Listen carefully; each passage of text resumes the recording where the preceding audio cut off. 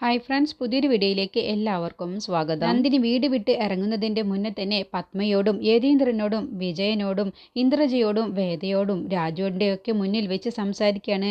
പത്മയുടെ മുഖത്ത് നോക്കിയിട്ട് നന്ദിനി പറയാണ്, നിങ്ങളോട് ഒരുപാട് നന്ദിയുണ്ട്. ഇത്രയും കാലം എന്നെ സഹിച്ചല്ലോ, എൻ്റെ കുടുംബത്തെ നിങ്ങൾ ഒന്നും ചെയ്തില്ലല്ലോ, എന്നെ കൊന്നില്ലല്ലോ, അതിന് നിങ്ങളോട് ഒരുപാട് നന്ദിയുണ്ട്. ഇനി നിങ്ങളെ ആരെങ്കിലും വഴിയിൽ വെച്ച് കണ്ടാൽ ഞാൻ മാറി നിന്നോളാം. ഇത്തക്കാരി നന്ദിനിയെ നിങ്ങൾ ആരും കാണണ്ട പറഞ്ഞ് നന്ദിനി ബാഗും എടുത്തുകൊണ്ട് പുറത്തേക്ക് ഇറങ്ങുക കേട്ടോ. അപ്പോൾ രാജുവിന് നന്ദിനി പോകുന്നത് കാണുമ്പോൾ വല്ലാത്ത വിഷമം വരുന്നുണ്ട്.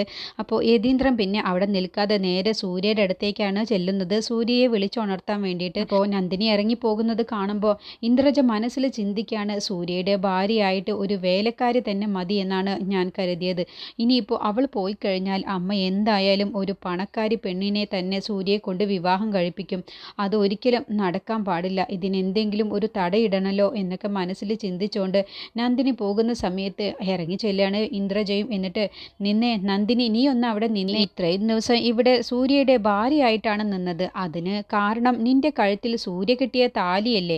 അപ്പോൾ പിന്നെ നീ ഏതായാലും ഈ വീട്ടിൽ നിന്നും ഇറങ്ങിപ്പോകുമ്പോൾ സൂര്യ കെട്ടിയ താലി എന്തിനാണ് നീ കൊണ്ടുപോകുന്നത്? അതങ്ങ് അഴിച്ചു തന്നേക്ക് എന്ന് പറയുമ്പോൾ പെട്ടെന്ന് നന്ദിനി അങ്ങ് ഞെട്ടിപ്പോവാണ്.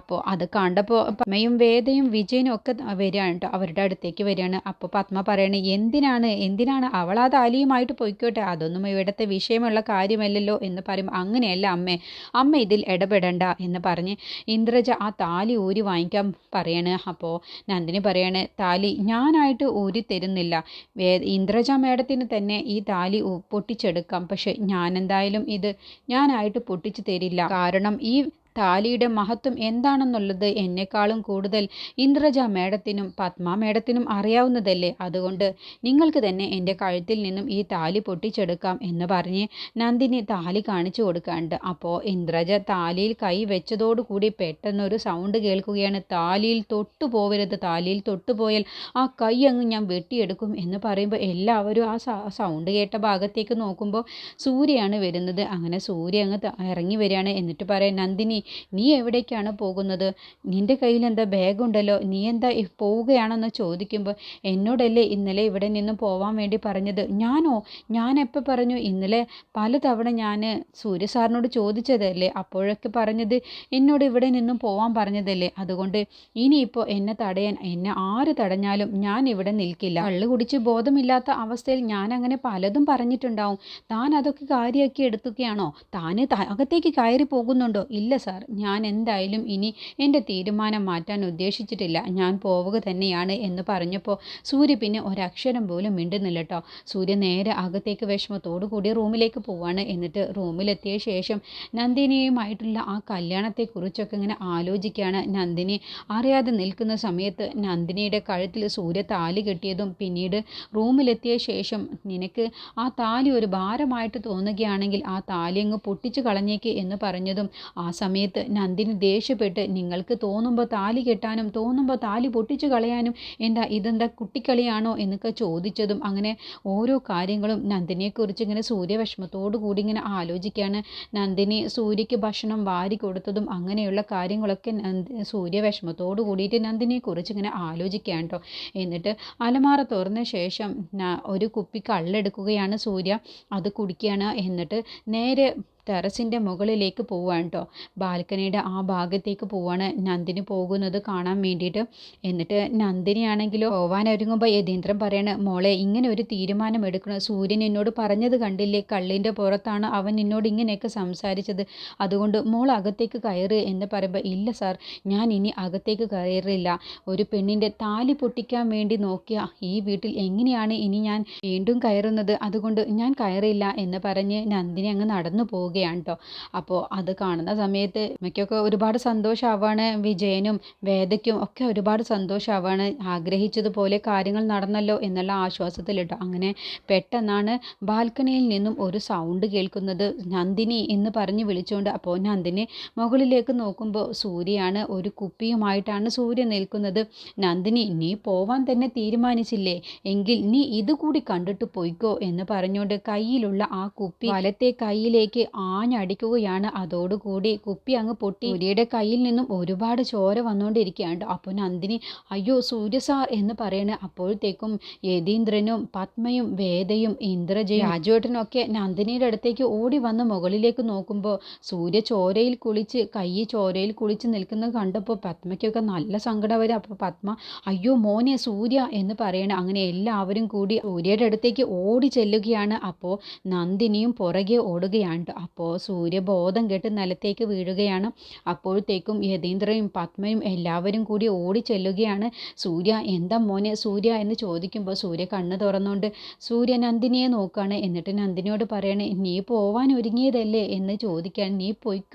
നീ പോവാൻ ഒരുങ്ങിയതല്ലേ നീ പൊയ്ക്കോ എന്ന് പറയുമ്പോൾ ഇനി കരഞ്ഞുകൊണ്ട് എന്തിനാണ് സൂര്യ സാർ ഇങ്ങനെ ചെയ്തത് എന്ന് ചോദിക്കട്ടോ. അപ്പോഴത്തേക്കും യതീന്ദ്രൻ വിജയ കാർ എടുക്ക് എന്ന് പറഞ്ഞുകൊണ്ട് എല്ലാവരും കൂടി സൂര്യയെ പൊക്കിയെടുത്തുകൊണ്ട് ഹോസ്പിറ്റലിലേക്ക് എത്തിക്കുകയാണ്.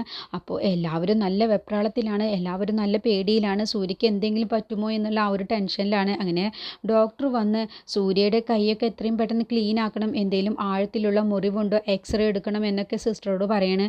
അങ്ങനെ ഡോക്ടർ വന്ന് പരിശോധനയും കാര്യങ്ങളൊക്കെ ചെയ്ത ശേഷം സിസ്റ്റർ കയ്യിലെ മുറിവൊക്കെ കെട്ടിവെക്കുകയാണ്. എന്നിട്ട് സൂര്യയോട് പറയണേ നീ എന്ത് പണിയാണ് സൂര്യ ഈ കാണിച്ചത്? ഇങ്ങനെ എടുത്തു ചാടിയിട്ട് സ്വന്തം ശരീരം തന്നെ കേടുവരുത്തുന്നത് എന്തിനാണ്? ഇപ്പോൾ എന്തുണ്ടായി? കയ്യിൽ ഫ്രാക്ചർ ആയില്ലേ? അത് കഴിഞ്ഞ് 3 മാസത്തേക്ക് റെസ്റ്റ് എടുക്കുകയും വേണം എന്നുള്ള കാര്യം പറഞ്ഞത് കേട്ടപ്പോൾ സൂര്യ അങ്ങ് ഞെട്ടിപ്പോവാണ്. അപ്പോൾ ഡോക്ടർ പറയണേ ഈ ഞെട്ടൽ ആദ്യമേ ചെയ്യായിരുന്നില്ലേ? അല്ലെങ്കിൽ ഇങ്ങനെ ഒരു അവസ്ഥ വരുമായിരുന്നോ? എന്തായാലും 3 മാസം കെടുക്കണോ ഡോക്ടറെ എന്ന് ചോദിക്കുമ്പോൾ 3 മാസം റെസ്റ്റ് എടുക്കണം, അങ്ങനെയാണെങ്കിൽ പെട്ടെന്ന് മാറും, അല്ല എന്നുണ്ടെങ്കിൽ അടുത്തത് എന്തെങ്കിലും നിനക്ക് സംഭവിക്കും, അതിൽ ഏത് വേണമെന്നുള്ളത് നീ തന്നെ തീരുമാനിച്ചോ എന്ന് പറയണേ. അപ്പോൾ സിസ്റ്ററിനോട് ചോദിക്കുകയാണ് അല്ല സിസ്റ്ററെ ഡോക്ടർ പറഞ്ഞു 3 മാസം റെസ്റ്റ് എടുക്കണം, അങ്ങനെ വേണോ? കുറച്ച് ദിവസം റെസ്റ്റ് എടുത്താൽ പോരെ? ഡോക്ടർ വെറുതെ പേടിപ്പിക്കാൻ പറഞ്ഞതല്ലേ എന്ന് ചോദിച്ചപ്പോൾ സിസ്റ്റർ അങ്ങ് ദേഷ്യത്തിൽ പറയാണ് റെസ്റ്റ് എടുത്താൽ തനിക്ക് കൊള്ളാം എന്ന് പറയട്ടോ. അപ്പോൾ ആ ദേഷ്യം കണ്ടപ്പോൾ സൂര്യ സ്വയം പറയാണ് ഇത് എൻ്റെ കൈ അടിച്ചു പൊട്ടിച്ചത് ഞാനാണ്, എന്നിട്ടിപ്പോൾ ആ സിസ്റ്റർക്കാണല്ലോ ഉള്ള ദേഷ്യം മുഴുവനും എന്നൊക്കെ സ്വയം പറയാണ്. അപ്പോഴത്തേക്കും ഡോക്ടർ പുറത്തേക്ക് ഇറങ്ങാണ്. അപ്പോൾ എല്ലാവരും കൂടി വെപ്രാളം പിടിച്ചുകൊണ്ട് നിൽക്കുകയാണ്. അപ്പോൾ അതിൻ്റെ ഡോക്ടർ വരുന്നതിൻ്റെ മുന്നേ നന്ദിനിയോട് പത്മ ഒക്കെ പറയുന്നുണ്ട് അല്ല നീ ഇപ്പോൾ എന്തിനാണ് ഇവിടെ നിൽക്കുന്നത്? നീ വീട്ടിൽ നിന്നും ഇറങ്ങിപ്പോവാൻ തീരുമാനിച്ചതല്ലേ, പിന്നെ എന്താ നിനക്ക് ഇവിടെ കാര്യം? നിനക്ക് പോയിക്കൂടെ എന്ന് ചോദിക്കുമ്പോൾ യതീന്ദ്രൻ പറയണേ പത്മ നീ ഒന്ന് മിണ്ടാതിരിക്കുന്നുണ്ടോ? ഇതൊരു ഹോസ്പിറ്റലാണ് എന്ന് പറയുമ്പോൾ ഹോസ്പിറ്റൽ ആയതുകൊണ്ട് തന്നെയാണ് ഞാൻ പറയുന്നത്. ഇവളിപ്പോൾ സൂര്യക്ക് ഇങ്ങനെ ഒരു അവസ്ഥ വന്നു എന്നുള്ളതിൻ്റെ പേരിൽ വീണ്ടും ആ വീട്ടിലേക്ക് തന്നെ കയറാൻ വേണ്ടിയിട്ടുള്ള പരിപാടിയാവും. അങ്ങനെ ഞാൻ ഒരിക്കലും സമ്മതിക്കില്ല. അവളേതായാലും ആ വീട്ടിൽ നിന്നും ഇറങ്ങിയതല്ലേ, പിന്നെ എന്തിനാണ് അവിടേക്ക് ഇനി അവൾ കയറുന്നത്? ഞാൻ സമ്മതിക്കില്ല എന്ന് പറയുമ്പോൾ നന്ദിനി പറയണേ ഞാൻ എന്തായാലും ആ വീട്ടിലേക്ക് കയറില്ല, ഞാൻ ഇറങ്ങിയതല്ലേ, ഇനി ഞാൻ ആ വീട്ടിലേക്ക് കയറില്ല. പക്ഷേ സൂര്യ സാറിന് എന്താണ് സംഭവിച്ചത് എന്നുള്ളത് എന്നിട്ട് ഞാൻ പൊയ്ക്കോളാം മേഡം എന്ന് പറഞ്ഞപ്പോൾ പത്മ പറയണേ നീ എന്തിനു അറിയണം? നീ ആ വീട്ടിൽ നിന്നും സൂര്യയെ വേണ്ട എന്നും പറഞ്ഞുകൊണ്ട് പോവാൻ നിന്നതല്ലേ, പിന്നെ ഇപ്പോൾ സൂര്യക്ക് എന്ത് സംഭവിച്ചാലും നിനക്കെന്താ നഷ്ടമുള്ളത് എന്ന് ചോദിക്കുമ്പോൾ യതീന്ദ്രൻ പറയണേ പത്മ നീ ഒന്ന് വെറുതെ ഇരിക്കുക എന്ന് പറഞ്ഞ് കാര്യം പറയുമ്പോൾ നിങ്ങളോടല്ലേ പറഞ്ഞത് മിണ്ടാതിരിക്കാൻ, ഇത് ഞാൻ പറഞ്ഞു തീർക്കാനുള്ളതാണ് എന്ന് പറഞ്ഞ് ദേഷ്യപ്പെടണം. അപ്പോഴത്തേക്കും ഡോക്ടർ വരികയാണ്.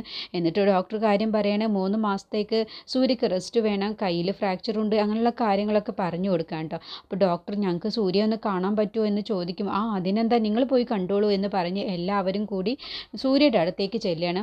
അപ്പോൾ പത്മ കയറുന്നില്ല കേട്ടോ. പത്മയും നന്ദിനിയും അവിടെ നിൽക്കുകയാണ്. എന്നിട്ട് പത്മ നന്ദിനിയെ ഭീഷണിപ്പെടുത്തുകയാണ് ഇനിയിപ്പോൾ ഈ വിളിക്കുന്ന സാറുണ്ടല്ലോ എൻ്റെ ഭർത്താവ്, അങ്ങേര് പറയും നിന്നോട് സൂര്യയെ നോക്കാൻ വേണ്ടിയിട്ട് 3 മാസം സൂര്യക്ക് റെസ്റ്റ് പറഞ്ഞ സ്ഥിതിക്ക് നീ അവിടെ നിൽക്കണം എന്ന് പറയും. പക്ഷേ നീ ഒരിക്കലും അവിടേക്ക് വന്നു പോവരുത്, എന്തിൻ്റെ പേരിലാണെങ്കിലും എനിക്ക് പറ്റില്ല എന്ന് തന്നെ നീ പറയണം, അല്ല എന്നുണ്ടെങ്കിൽ ഈ പത്മയുടെ സ്വഭാവം നീ അറിയും എന്ന് പറഞ്ഞ് ഭീഷണിപ്പെടുത്താണ്.